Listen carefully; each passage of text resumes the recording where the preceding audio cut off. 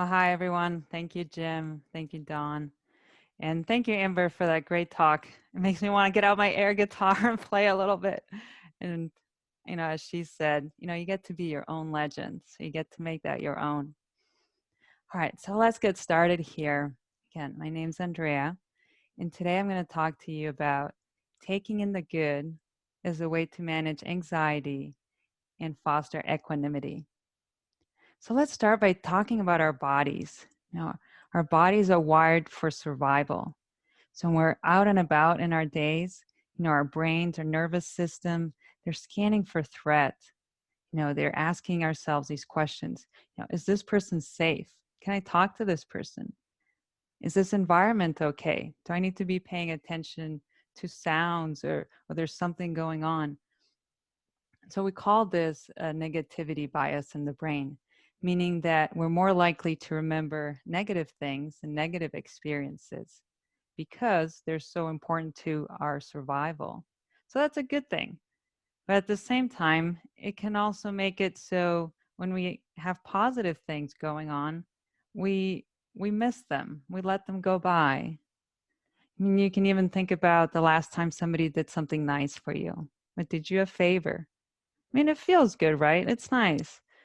But then we kind of forget about it. We let it go by. So now think about when you had a negative experience. Maybe somebody yelled at you. You got in trouble for something. You really remember that. I don't know about you, but you can remember it way back in your childhood about those moments. So so we want to balance out this tendency we have to focus on the negative and remember that more. So now I want to talk about these three zones that we can find ourselves in throughout our day. So I'm going to start off by, we have this green zone, we have this yellow zone, and we have this red zone. So the green zone is the place where you're comfortable, where you feel safe. This yellow zone is where you start to kind of look around and wonder, hey, what's going on here? I have to be paying attention to something. And then the red zone is when it's alert, high alert. We call it that fight, flight, or freeze response. Your body just goes into that autonomic reactions. So then let's bring about that idea of anxiety. So anxiety is when you start to wonder, hey, what's going on around here? Something's happening that I need to pay attention to. So let's take a moment then and notice what happens in your body when you start to experience that yellow zone. And you can call it anxiety or use your own example. So for me, for example, as I even just think about, oh, what's going on? I have to pay attention. I can notice even my hands start to tense up, right? My shoulders, I start to hold them up.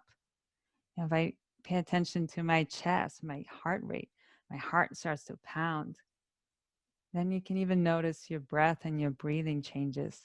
Your breathing can start to speed up really shallow and fast, or you can even begin to hold your breath. And for a real interesting one, also notice what's going on in your face. When you're startled, when you're starting to look around, it's like your facial expressions freeze in your face, especially that upper zone right here. I mean, my eyes widen and I lose that expressivity in my cheeks, my mouth, even the muscles around the eyes. So there's all these things that happen once we start to enter that yellow zone, and especially that red zone. So we want to spend most of our time in this green zone. So let's talk about that a little bit. Maybe take you out of that yellow and red zone experience back into that green zone. So that's where we feel comfortable. That's really where we can connect with other people because we feel safe. We're okay. We don't have to spend so much energy scanning our environment, wondering, hey, is this person going to take advantage of me? We can just relax and be ourselves more. And that affects our bodies too.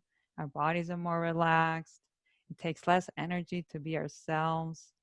We're happier people. We're more fun to be with. We can laugh, we can make jokes, we can play. And so let's talk then about this practice of taking in the good as a way to help us stay in that green zone more and even help us shift back towards that green zone when we start to feel that anxiety creeping up, that yellow or red zone even. So I'm going to lead you right now through a 3 to 5 minute practice of taking in the good, so you get to experience it for yourself. And just so you know, this practice is inspired by the work of Dr. Rick Hansen. And you can Google him. He has some great information out there. So here, to get started, get comfortable wherever you are. Wiggle yourself in the chair. Notice yourself sitting wherever you are. Notice your feet on the floor. And begin to notice your breath and your breathing. It's such a gateway to notice your body, is your breath. So notice that breathing.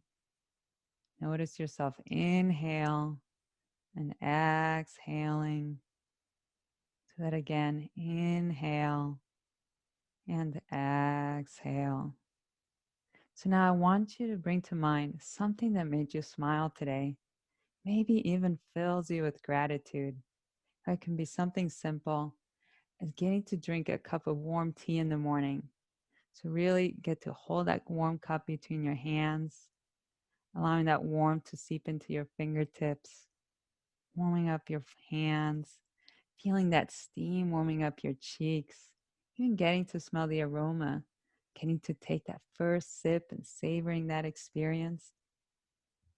So whatever it is for you today, just pause and take that moment in. Really enrich it, expand it with your senses. So take in the sights, the smells, the sounds, the sensations even. And as you inhale, invite all those good sensations, those good feelings inside of you, allowing yourself to be filled up from the inside. And then as you exhale, invite those good feelings to sink deeper into you, even sinking into your bones, your muscles, your cells, even getting to form part of the very fiber of who you are. So you get to have this rich and wonderful experience, and you get to take it with you, allowing it to form a part of you. And as a reminder, just because we have these negative things that happen in our lives that are there, they don't negate or cancel out the positives that are there and available to us every day. Sometimes all it takes is that moment to pause and take that good moment in. So I want you to just stay with that for a moment. Stay with that experience. Notice how your body feels now. Maybe your heart's beating a little bit easier, or your breathing feels better. So that's what we call that little experience of taking in the good. And maybe you can feel yourself be in that green zone more, and you get to experience what that's like, to feel relaxed, to take that positive moment in.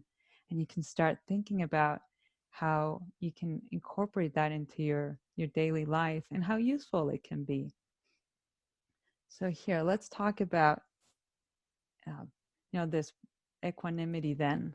In life we have these ups and downs. We can call it a roller coaster ride, right? We have the hardships, the pains, the losses, the disappointments. Those exist, they're real, right? And then but we also have these positive ones, like pausing to enjoy a warm cup of tea or coffee, or people being kind, and life is still happening around you. So equanimity and fostering equanimity is, you have these ups and downs, you have this roller coaster ride, and it's being able to stay in that green zone a little bit longer and as you experience those ups and downs. So there's a really benefit to that. So then let's talk next about how to make this a practice. You can say, Andrea, I like this, but what do I do with this? How do I make it more part of my life? Because I don't want to stay in this yellow zone all the time and be frantic or feel overwhelmed, feel that anxiety, being asking myself, am I okay? Is this okay? That takes its toll on you.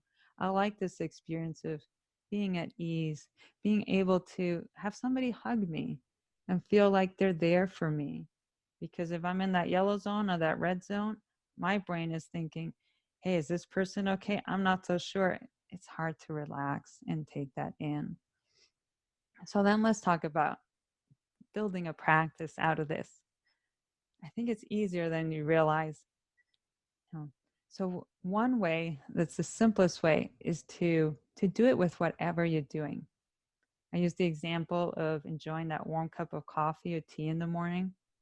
You can be stepping outside to get into your car. So instead of rushing in and opening the car and jumping out and doing your errand, pause. Just stand there for a moment. Look around you. You notice something.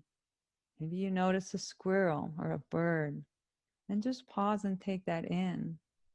Maybe you just notice the air on your skin or the sun shining on your face and warming up your skin. And then just go about your day. That's all it is. Another one could be right before bed. So you're laying in bed, getting ready to fall asleep, and just think about an enjoyable moment you had that day. Maybe you got to laugh with somebody. Maybe you got to enjoy a warm hug or a walk or shared a meal together. So whatever, or even it could be a memory. So whatever it is, just relive that positive experience in your mind, really letting it sink into your body as well, and then drift off to sleep. So it really is that simple. You can use that ability we have as humans to direct our attention. And by spending that extra time focusing on the positive, you invite that experience in and you're allowing it to stay with you for longer. And so then over time, you'll find that maybe you start to experience that anxiety, you start to get into this yellow zone, and you just automatically start to pause and notice something positive and slowly guiding yourself back to that green space. So try it, and I wish you well. And I look forward to hearing how it goes for you. So I want to give a shout out to Dawn and Jim. I'm wrapping up here, and I want to end with some loving kindness sayings. So settle into your seat here and just take the words in. There's nothing you have to do. No. So may you be safe. May you be happy. May you be filled with peace. So thank you, everybody. I'll pass it over to you, Jim.